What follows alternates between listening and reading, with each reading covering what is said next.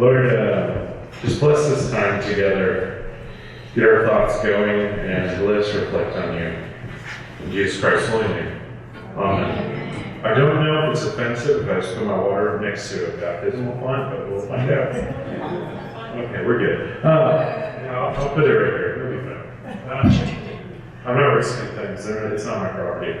So, last night, Sheila brought, why should we share our faith? Think of it, as a great question, like a scientific method, getting that first, okay, we're starting point. Why do we need to do this? Why do we need to do this experiment or what have you? You guys have done that in your science classes, right? Well, what I'm going to look at is the who and the how. So in a way, you kind of think of it as your materials and then your instructions for it, right? So, and I hope by the end of this should probably put my phone on silent. That'd be nice. If you need to know, that was my dad going to my house to take my dog for the day. So it's really kind man. So we're going to look at who do I approach and how do I approach during this session. And I hope at the end you have an idea. So that's where, hold on to the card. It'll make sense in a bit. But I wanted to bring something to you first. This quote.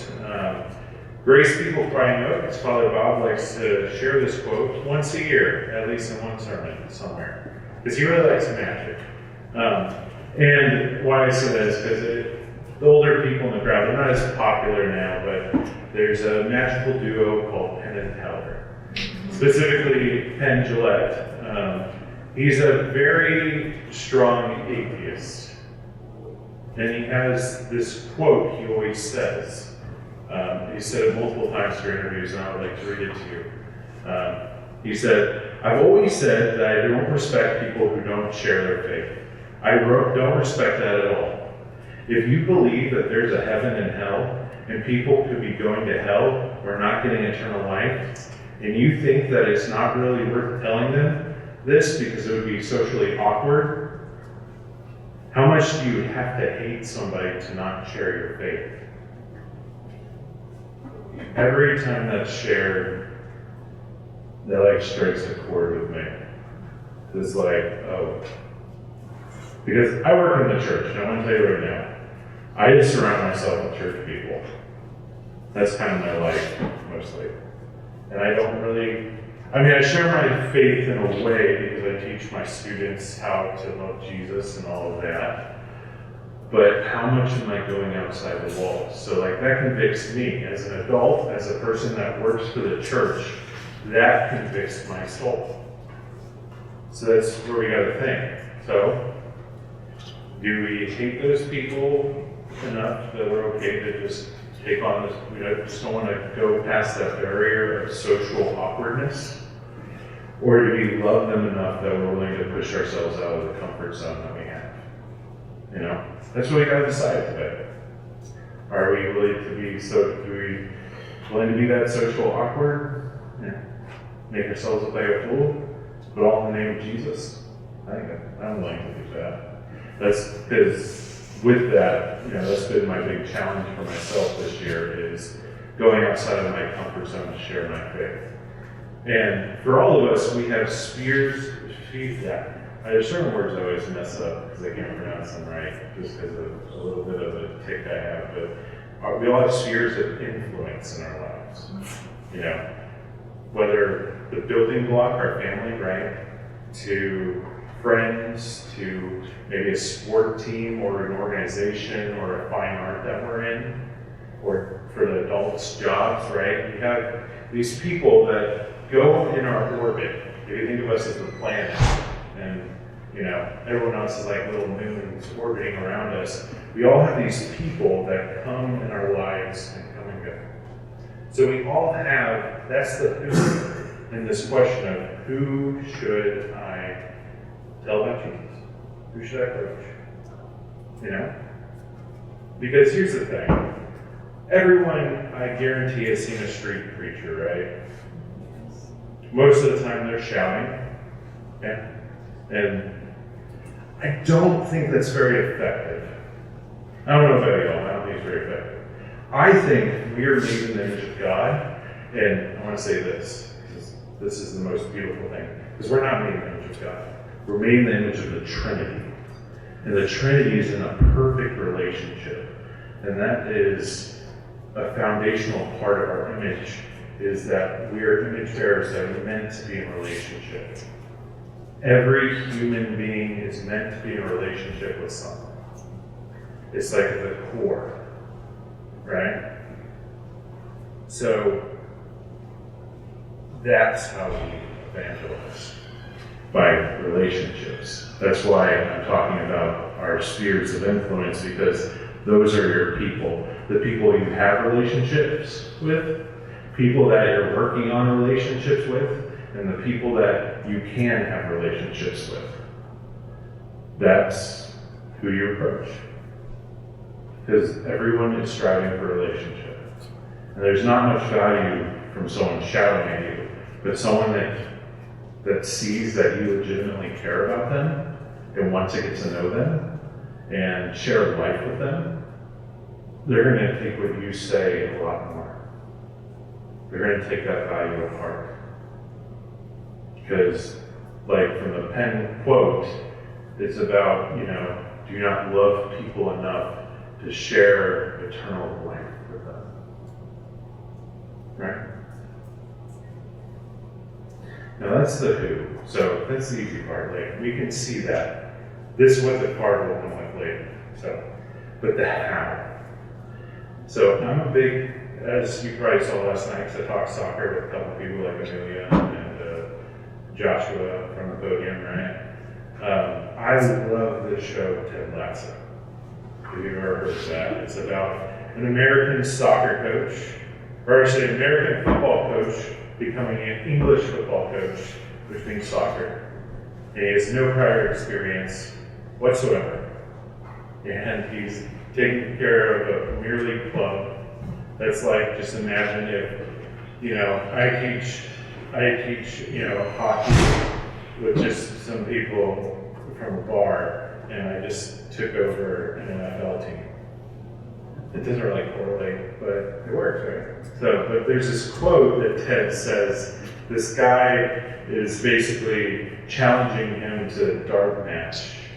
And this guy, if Ted loses, he has to leave. Like, he has to leave the club and quit. And so, but he's losing till the final round. And he tells Rupert, Rupert, there's one thing that my grandma always told me, be curious, not judgmental. So he would have known. And he lists this list of laundry reasons why he's good at darts. And then boom, boom, boom, and wins. But I want to get back to the thing. Be curious, not judgmental. Because how do we approach? Because sometimes we just want to jump into things head first, right? But really, with people, what really gets their attention in a relationship is when you just try to get to know them, right? So that's the building block of all relationships, is getting to know someone. Like, when I started dating my wife, I got to know her first before I decided, I want to spend the rest of my life with her, right? So you have these building blocks. And the non-judgmental part is about listening. So I think that's a hard thing for us. We want to just, once someone's done talking, we want to insert ourselves and start talking about us, right? But sometimes it's about listening, asking a follow-up question, because for example, if you're talking to someone that's fallen away from the church, you're asking them, when you're getting to know them, you ask, so what is your belief in all of this? And you're just listening. You're taking in what they have to say. You're not telling them they're wrong, you're just taking in what they have to say. Or someone from a different faith, you're hearing where they're coming from. So that's a big part of all this, is hearing where people come from. Because even though we have these different groupings of people in the world, not everyone has the same story. So listen and hear. And the other thing is, you want to listen with a lot of respect. You don't want to be aggressive. You don't want to feel like it's a challenge. Because I think it's the hard part for all of us. When someone starts, has anyone, this is a good way of putting it, has anyone ever been offended on God's behalf? That's what I get when I talk to people. I'm like, that's really bad doctrine, and that's not how God thinks, and all of that. I want to say something, I want to defend him. God doesn't need you to defend him. But we really believe he is the almighty, all-powerful God, creator of the universe. Who are we to defend him? I mean, we should represent him, love him, and we should defend him. That's a beautiful part of it. But we don't defend him in the way of, well, you're completely wrong. You don't know what you're talking about, and then going on this and this aggression. That's not going to win anyone over to the gospel. It goes back to be curious, not judgmental. If you get anything from this talk today, it's that. Be curious, not judgmental. And it is hard, I'll say that. That's why you take practice. And that's why I think the first step for all of us in this is, because I'm not asking you all to go to 100% right now. Meaning, once you leave here, you need to be evangelizing to every friend, talking Jesus all the way down your high school or junior high hallways, what have you. No, I'm inviting you into this practice. So the starting place is what I like to put as commonplace, meaning that God becomes a common part of your vernacular in everything you do. What I mean by that is, a lot of us like to put God in that box over there and only talk about him at church. When really, he should be a central part of our identity. And he should just be a normal part, When friends ask you what you do this week, and you're like, well, me and God really spent some time praying, and I had a lot of good discovery of myself, and I feel convicted about this. Like, you're making it commonplace that God's a part of your normal conversation and vernacular, even if they don't believe, but because a lot of times, I don't know if you've ever experienced this, there's people out there that know you for a long time, and they're like, wait, whoa, you're a Christian? Right? So making it part of our commonplace, brings it to the forefront of our identity. It helps build our own relationship with God, but it also it lets people around us see that we are believers, and it's not us shoving it in their face that you should believe in God or you're going to hell. It's a starting point, right? So that's like the first step I'm welcoming you into, is doing that. That's not evangelizing, right? It's just, you're just talking about God, right? Other first steps are is because sometimes you might not feel comfortable doing that with non-Christian friends or friends of other faith. Then start with your Christian friends that are following Jesus. Just make your conversations more godly. Have you ever thought of that? I mean, really, that's a great starting place, because some of us need practice, right? You need practice at doing just about anything. Some of us, I want to tell you this, I was the silent brooding type in high school. I just would walk down the hallways and just not talk, just get to my class, not talk to friends or anything like that. And I just sat there and quiet. Some of us need practice at talking to people. So this is a great way to make that commonplace. Another great first step, because sometimes we're like, well, Henry, I don't even know what to say about all of this. Well, I invite you, you can have a journal right there. Maybe you want to write down your beliefs. What do you actually believe about God? Actually take the time to marinate on that. You're problem doing that. Because sometimes, for me, I need, how I write, like, my teachings or anything like that. I write down my thoughts, then I walk around my house, talk to myself, spouting out my thoughts, go back to the paper, and then walk around the house again. And then it's all in my head, and then I just leave myself with little bullet points to make sure I'm hitting everything. That's how I operate. So if I don't do that, I don't know what to say. I feel lost sometimes.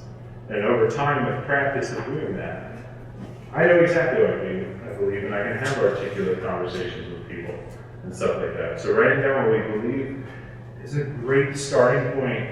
So when we go into those conversations, we can have conversations. So the last first step, I think, for us is finding support and accountability. Because I'll be honest with you, sharing Jesus, it's really hard.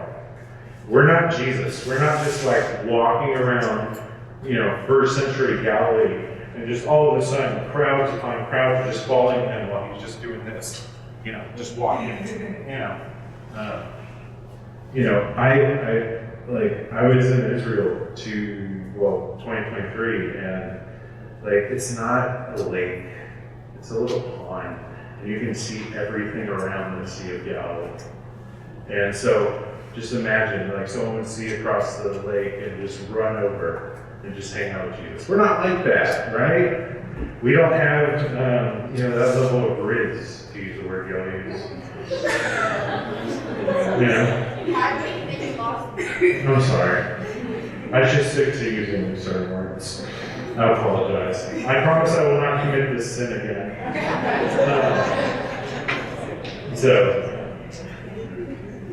We're not, is that fair for all of us? We're not Jesus. Is that fair? It's hard to talk about it.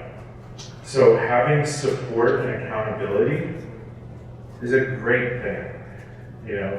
For my youth, what I do every Sunday when I ask them for prayer requests for the week, I add 2 other questions. I ask them, hey, did you read anything in the Bible this week? And then the third question I ask is, have you talked to anyone about Jesus?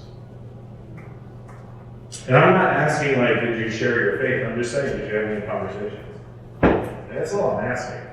So, finding people that will support and keep you accountable in this, whether it's you make a pact with friends, this year, we're going to start talking to people about Jesus more.